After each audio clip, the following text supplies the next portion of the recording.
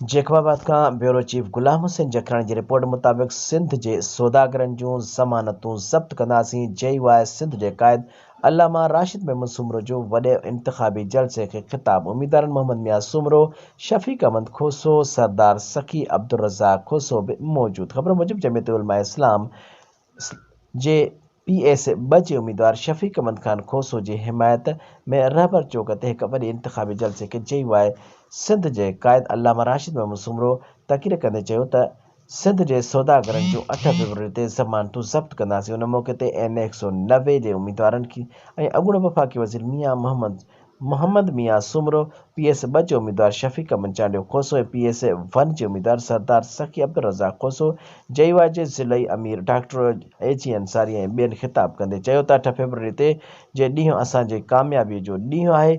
असां अवाम खे तहफ़ुज़ फ़राहम कंदासीं ऐं मसइलनि खां छुटकारो ॾियारींदासीं। उन मौक़े ते हज़ारे माण्हुनि किताब ऐं इतिहादियुनि खे कामयाबु करण जो अज़म कयो।